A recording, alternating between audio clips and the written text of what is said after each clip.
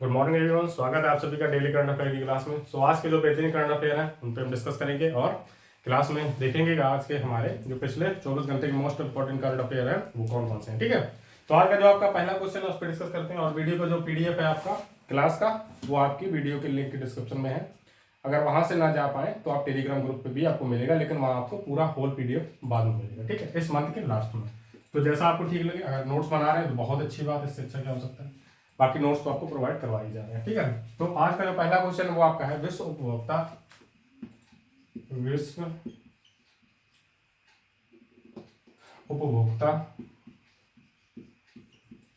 अधिकार दिवस। ठीक है, विश्व उपभोक्ता अधिकार दिवस, इसका क्या मतलब है?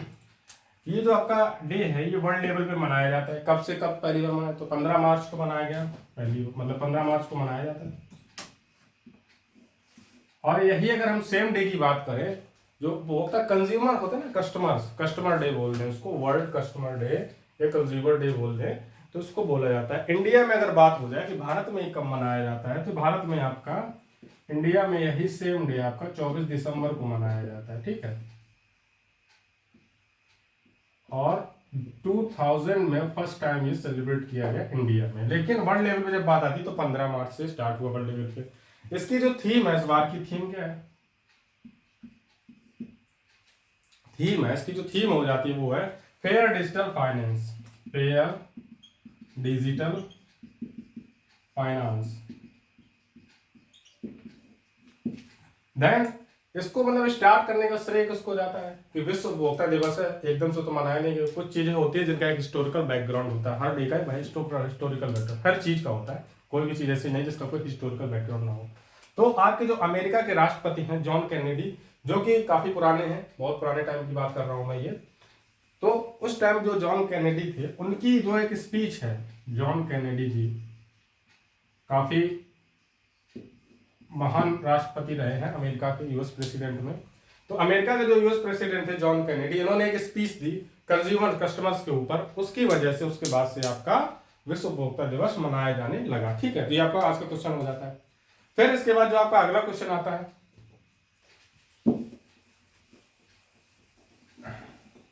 तेजी से सॉल्व करने देख के चलते हैं, वीडियो थोड़ा स्लो रहे हमारा, मतलब कम रहे टाइम, वीडियो भी इतनी कम रहेगी हमारे लिए उतना आसान रहता। तो अगला आपका है अंतरराष्ट्रीय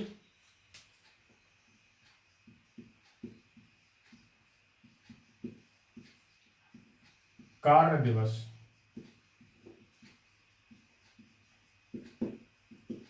ये कार्य दिवस आपका वर्किंग डे के लिए बोला जाता है। वर्क डे तो किसके लिए बोला जाता है? ये रिवर्स के लिए बोला जाता है, फॉर रिवर्स,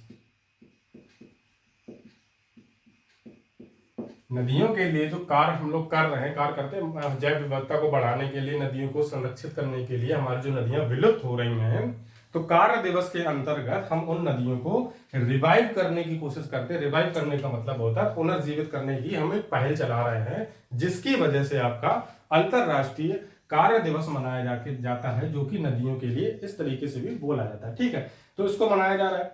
और ये कौन से नंबर का है? तो इसकी 25वीं वर्षगांठ मनाई जा रही है। ठीक है, 25वीं वर्षगांठ मनाई जा रही है। देन आपका आता है कि इसकी स्टार्टिंग कब से हुई? तो ये आपका मार्च 1997 से ब्राजील जो आपका देश है वहां से स्टार्ट हुआ। ठीक है, अब मनाया कब जाता है? तो ये आपका मनाया जाता है 14 मार्च को। यहाँ पे मार्च मंथ आपका लिखा है, तो मार्च 1969 में ब्राजील है आपका, वहां से इसकी बनाई गई। इसकी जो थीम है, इस बार की थीम क्या है? थीम क्या हो जाती है? जैव विविधता ले ले नदियों का महत्व। जैव विविधता के लिए नदियों का महत्व।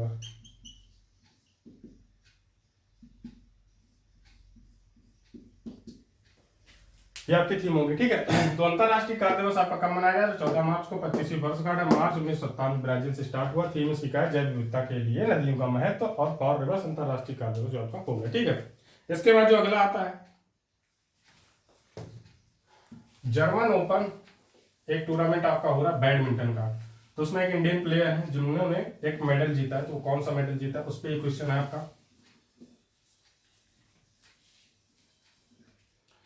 तो क्या हो जाता है जर्मन ओपन बैडमिंटन।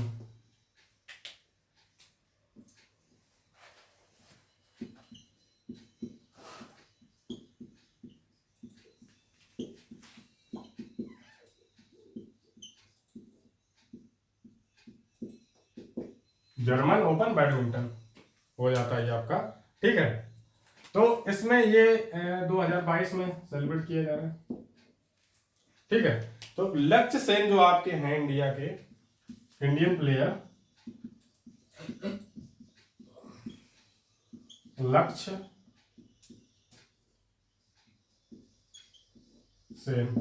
सेन जो आपके हैं इंडियन प्लेयर, इन्होंने ये अवार्ड मतलब ये सिल्वर मेडल यहाँ पे जीता है। मेडल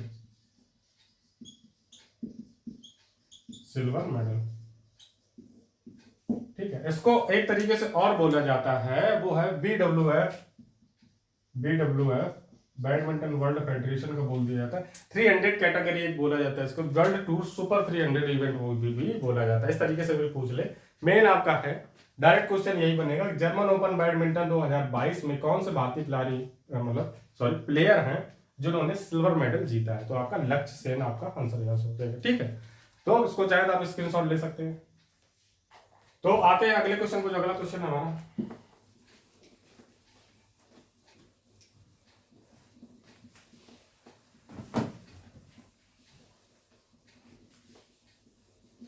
अगला क्वेश्चन आ जाता है 75th क्या है? वाफ्ता फिल्म पुरस्कार। वाफ्ता फिल्म अवार्ड्स, जैसे आपका ऑस्कर्स होता है, आईफा होता है, दादा साहब फाल्के होता है, एकेडमी अवार्ड्स होते हैं। तो यहाँ पे बाफ्ता फिल्म अवार्ड बोल दिया जाता है।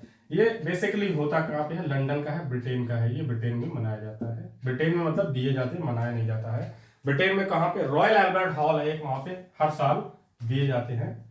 रॉयल एल्बर्ट हाउस या हॉल लिख सकते हैं, ठीक है। तो कौन से नंबर के हैं, ठीक है। तो ये आपके 75वें नंबर के हैं 2022 में जो दिए जा रहे हैं। तो यहाँ पे मोस्ट इन कैटेगरी में कौन सी मूवी है जो सबसे ज्यादा नॉमिनेट हुई है? तो वो है आपकी dune movie. Dune Hollywood film है आपकी ये। ड्यून का मतलब हो जाता है रेत का टीला। काफी अच्छी फिल्म है, ठीक है। म्यूजिक बाय हांस जिमर है। हांस जिमर को भी मतलब बेस्ट बैकग्राउंड स्कोर का अवार्ड इस मूवी के लिए मिला है। 11 कैटेगरी में ये मूवी नॉमिनेट हुई है। 11 कैटेगरी में नॉमिनेशन मिला है, नॉमिनेशन। देन इसमें इसी फिर से मूवी ने 5 कैटेगरी में अवार्ड भी जीत लिया है। 5 कैटेगरी में अवार्ड भी जीता है,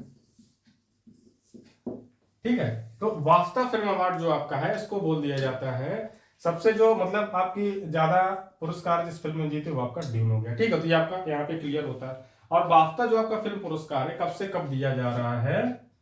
तो वो आपका दिया जा रहा है 1995 से लगातार। इसमें एक और मोस्ट इंपॉर्टेंट क्वेश्चन आपका बन जाता है कि आपसे मोस्ट बेस्ट फीचर फिल्म का अवार्ड किसको मिला? ये मोस्ट इंपॉर्टेंट क्वेश्चन ये इसलिए हो जाता है कि बेस्ट फीचर फिल्म का जो अवार्ड होता है वो मोस्ट इंपॉर्टेंट होता है। बेस्ट एक्टर और बेस्ट एक्टर पेयर फीमेल या मेल, ठीक है। दोनों ये तीनों अवार्ड आपके मोस्ट इंपॉर्टेंट होते हैं अगर कोई फिल्म अवार्ड से रिलेटेड हम कोई सीरीज के बारे में बात कर रहे हैं, जैसे कि बाफ्ता फिल्म पुरस्कार हो गया, आईफा अवार्ड्स हो गया। अगर उस तरीके का कोई क्वेश्चन है तो वहां पे आपको 3-4 चीजों पे ज्यादा फोकस करके देखना। तो बेस्ट फीचर फिल्म का अवार्ड किसको मिला है? तो मैं मिला है the power of dog. The power of dog,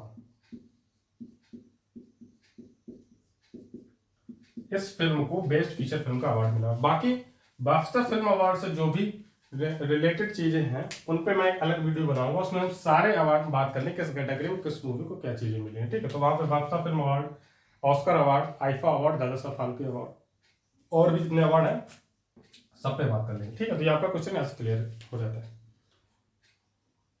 then आपका नेक्स्ट क्वेश्चन आता है नेक्स्ट आपके दो क्वेश्चन है, दोनों को लगातार सॉल्व करेंगे एक साथ। एक साथ क्यों? क्योंकि बेसिक क्वेश्चन है, डायरेक्ट क्वेश्चन है, फैक्चुअल बेस्ड है, डायरेक्ट फैक्ट बेस्ड है, तो उनको डायरेक्ट ही दोनों को सॉल्व करने के एक साथ। ठीक है, तो अगला आपका क्वेश्चन है इंडियन ऑयल कॉर्पोरेशन जो आपका है, ऑयल इंडिया लिमिटेड एलटीडी, ठीक है, लिमिटेड, इसके नए अध्यक्ष सीईओ कौन बने? तो इसके नए सीईओ बने रंजीत रथ। इसके जो नए सीईओ बने हैं रंजीत रथ। इनके बारे में अगर रिलेटेड देखना चाहें तो रंजीत रथ ये जो है आपके ऑयल इंडिया के नए अध्यक्ष बने हैं। ऑयल इंडिया की स्थापना को ये तो आपका 18 फरवरी 1959 हो जाता है, 18 फरवरी 1959 में इसकी स्थापना हुई। रंजीत रथ ये काफी पॉपुलर पर्सन रहे हैं और इन्होंने बैंक में काम किया, ऑयल इंडिया के लिए काफी चीजों पे काम किया है। तो इन्होंने एक बुक भी लिखी है, कौन सी इनकी बुक है जो इंपॉर्टेंट? अंडरग्राउंड स्टोरेज टेक्नोलॉजीज, इनकी एक बुक भी है। कौन सी है? अंडरग्राउंड स्टोरेज टेक्नोलॉजीज, ये उनकी मोस्ट इंपॉर्टेंट बुक हो जाती है। अगर ये भी पूछ सकता है तो ये भी पूछ सकता है, इसलिए मैंने उसको बता दिया है। अंडरग्राउंड स्टोरेज टेक्नोलॉजीज इनकी बुक है। देन इसके बाद नेक्स्ट जैसे आपका क्वेश्चन आ जाता है, इरेज ही करते हैं तभी करें, नोट कर लिया होगा आपको, स्क्रीनशॉट लेना सीखें, ज्यादा आसान रहेगा। नेक्स्ट आता है एयर इंडिया। एयर इंडिया को टाटा एंटरप्राइजेज ने आपका खरीद लिया, टाटा लिमिटेड ने खरीद लिया है। तो एयर इंडिया के जो नए अध्यक्ष बनाए गए हैं, नए हेड बनाए गए हैं, सीईओ बनाए गए हैं, जो चीफ एग्जीक्यूटिव ऑफिसर होंगे, कौन बनाया गया है? तो एन चंद्रशेखरन, एन चंद्रशेखरन।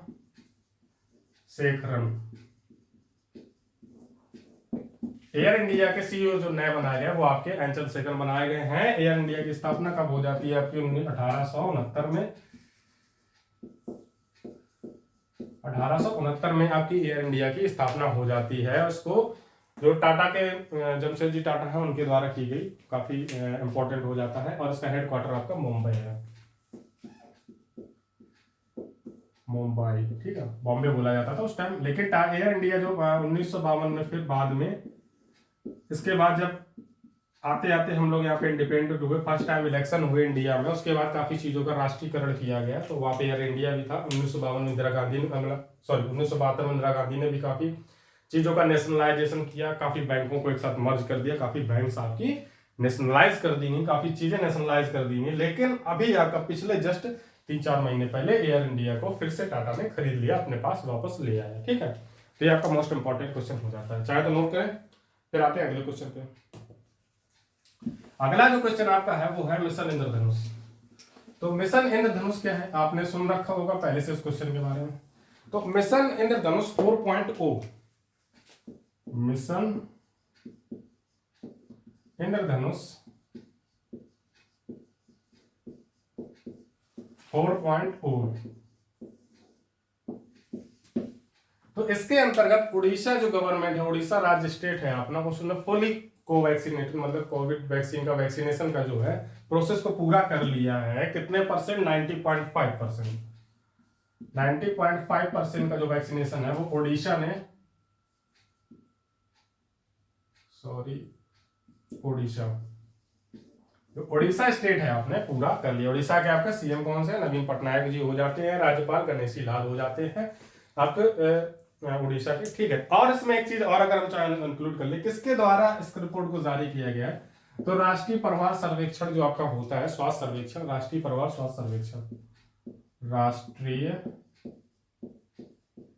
परिवार स्वास्थ्य सर्वेक्षण जो आपका होता है, इसके द्वारा इसकी रिपोर्ट को जारी किया जाता है। मिशन इंद्रधनुष 4.0 उसको बोला जा रहा है।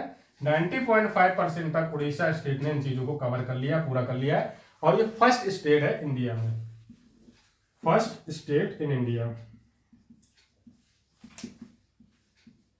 प्रथम राज्य है भारत का जिसने इस प्रोसेस को पूरा कर लिया है, वैक्सीनेशन की प्रोसेस को कंप्लीट कर लिया। 100% की वजह से नहीं बोलेंगे, बाकी जो रेशियो बोला गया है ना, WHO रेशियो बोला गया, अगर कोई भी पॉपुलेशन 90% के अबव चली जाती है तो वहां पे फुली वैक्सीनेटेड का हम उनको सर्टिफिकेट दे देंगे, ठीक है। ये इसी वजह से बोला गया, यहाँ पे 100% पे आप मत जाइए। यहां से ये हो गया। अगला जो आपका आता है वो आपका जेंडर संवाद, जेंडर डायलॉग। जेंडर डायलॉग का आयोजन किया जा रहा है जिसको जेंडर संवाद मतलब बोला जा रहा है। तो कहां पे किसके द्वारा और किस वजह से? जेंडर डायलॉग बोल देंगे, जेंडर संवाद कहां पे आयोजित किया जा रहा है, क्यों आयोजित किया जा रहा है?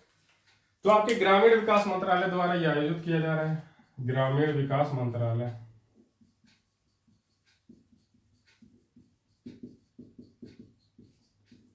और इसके अंतर्गत जो आपकी है थीम है इसकी नए भारत की नारी। इसी वजह से क्वेश्चन आपका इंपॉर्टेंट है, नए भारत की नारी।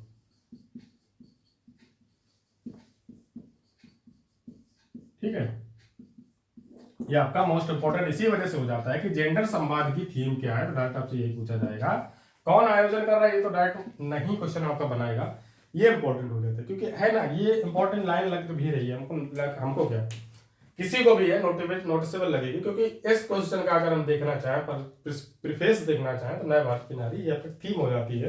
अगर डायरेक्ट क्वेश्चन बनाएगा डायरेक्ट यहीं से बनाएगा नए भारत की नारी किस मतलब चीज के अंदर इसका थीम को रखा गया है। तो जेंडर संवाद जो आपका उसके अंदर इस थीम को रखा गया है। अगला जो आपका क्वेश्चन आ जाता है वो ये है, आईसीसी ने प्लेयर ऑफ द मंथ फरवरी के लिए जारी किया है।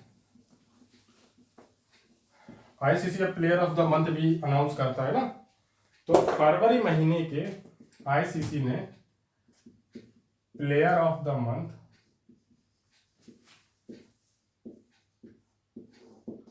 फरवरी 2022 तो कौन कौन इंडिया की तरफ से मेंस में और वुमेन्स में दोनों में अनाउंस किए जाते हैं। तो इंडिया में मेंस की तरफ से किया गया है श्रेयस अय्यर को, और वुमेन्स में ये तो इंडिया के हो गए, ठीक है, ये तो जानते होंगे ना आप, इंडिया के तो बच्चा सब जानते हैं प्लेयर्स के बारे में, क्रिकेट के बारे में, ठीक है। ओमेलिया फेयर, सॉरी इंग्लिश में ही लिखा तो, ओमेलिया फेयर ये आपके न्यूजीलैंड की हैं। ये आपका दोनों इंपॉर्टेंट हो जाते हैं, याद रखें आप। फरवरी माह में किस प्लेयर भारतीय खिलाड़ी को प्लेयर ऑफ द मंथ का अवार्ड आईसीसी की तरफ से दिया गया है, ठीक है। तो आईसीसी का स्थापना के बारे में जानना चाहें तो उसके बारे में कमेंट बॉक्स करके हमें कमेंट करके बताएं आप कि आईसीसी के जो प्लेयर ऑफ द मंथ है वो तो आपको मैंने बता दिया है कि श्रेयस अय्यर ओमेलिया फेयर है, वुमेन्स की तरफ से ओमेलिया फेयर, मेंस की तरफ से श्रेयस अय्यर। आईसीसी का स्थापना वर्ष और इनके जो हेड है इस टाइम कौन है और इनका जो हेड क्वार्टर है वो कहाँ पे है, कमेंट बॉक्स में कमेंट करके बताएं, इतना आपका काम है, ठीक है। तो आज के जो आपके मोस्ट इंपॉर्टेंट क्वेश्चन थे मैंने सॉल्व करवा दिए हैं। और आज आपका 16 तारीख हो जाता है, 16 मार्च के हमें करंट अफेयर 16 मार्च को पढ़ना है। तो इसका मतलब ये जो आपके करंट अफेयर हैं वो आपके 15 मार्च के सारे करंट अफेयर होते हैं। तो इस चीज को भी नोटिसेबल रखें, डेट से आपका कोई बेसिकली मतलब नहीं होता है, ठीक है। आप सीरीज वाइज पढ़ते आते हैं तो उसके आपके माइंड में एक चीज रहती है। चाहो तो मैं यहाँ पे 15 मार्च ही लिखूं, लेकिन वो होता क्या है ना कि आप जिस दिन अपने आप से मैं 16 तारीख को उठाऊं मैंने आज करंट अफेयर आज का पढ़ लिया, ठीक है। तो ये चीज आपके माइंड में होनी चाहिए, ठीक है। तो वही है 15 मार्च फिर आपको लगेगा मैं तो पिछले दिन का करंट अफेयर पढ़ रहा हूँ, तो होता तो पिछले ही दिन का है ना। शाम को अगर हम करने लगे इस सीरीज को अगर मैं शाम को ट्रांसफर कर दूं तो आपके पूरे दिन का करंट अफेयर मैं शाम को ही करवा दूं, वो ज्यादा बेटर भी हो सकता है। लेकिन नहीं, सुबह करना ज्यादा फायदेमंद है। ज्यादा फायदेमंद ये होता है कि हम पूरा दिन फिर उस चीज का रिवीजन कर सकते हैं, ठीक। इस वजह से सुबह ही करते हैं और सुबह ही सीरीज आपकी रहेगी हमेशा, ठीक है। तो ये आपका हो गया। बाकी 16 तारीख आज है तो हम 17 और 18 को 17 को आपका करंट अफेयर होगा, 17 करंट अफेयर होगा। ये चीज मैं आपको 17 तारीख को वैसे बताना चाह रहा था लेकिन आज की वीडियो में बता दूं, कल भी बता दूं, तो जो बच्चे ज्वाइन नहीं कर पाते ना उनको भी चीजें पता चल जाए। तो 17 को आपका करंट अफेयर होगा, लेकिन 17 की जो शाम इवनिंग वाली क्लासेस हैं वो आपकी ऑफ रहेंगी, सिर्फ सीडीपी की क्लास छोड़ के। 18 को भी सेम फॉलो किया जाएगा। 18 को क्या होगा, आपका करंट अफेयर भी नहीं होगा क्योंकि उस दिन होली है, सुबह पूरा ऑफ रहेगा, ठीक है। 19 को भी नहीं हो पाएगा क्योंकि जो हमारी टीम है पूरा सेलिब्रेट करने जा रहे हैं, सब अपना बाहर के दूर रहने वाले हैं, तो सब लोग जा चुके हैं बेसिकली। लेकिन मेरी क्लास आपकी 18 को भी शाम को होगी जो सीडीपी वाली है, आपके इस पर सैटरडे को भी होगी 19 तारीख को, ठीक है। 20 को आपका संडे पड़ रहा है, तो संडे को हम सिर्फ एक मैराथन करेंगे बढ़िया, वो आपकी होगी CDP ऑफिसर बैच की। तो उसको मैं कोशिश करूंगा कि आपको सैटरडे या संडे में शिफ्ट करके कैसे भी करके मैनेज करके करवाई जाए, ठीक है। तो आपका जो टाइम का यहाँ पे कटौती हो रही है वो वहाँ पे आपका पूरा हो जाए, ठीक है। तो आप इन चीज़ों को समझ लें कि आपको 17 के शाम की क्लास नहीं हो पाएंगे, 18 की भी नहीं हो पाएंगे, 19 तारीख को आपकी क्लासेस रेगुलर मिल जाएंगी आपको। 19 को करंट अफेयर सुबह नहीं मिलेगा, 2-3 दिन का जो करंट अफेयर बचेगा आपको 18, 19, 20 का, उसको हम संडे को कर देंगे सुबह, ठीक है, पूरा कवर करके, ठीक है। तब तक के लिए ऐसे हंसते रहे, मुस्कुराते रहे। सॉरी, मिलते हैं नई क्लास में, तब तक के लिए गुड बाय।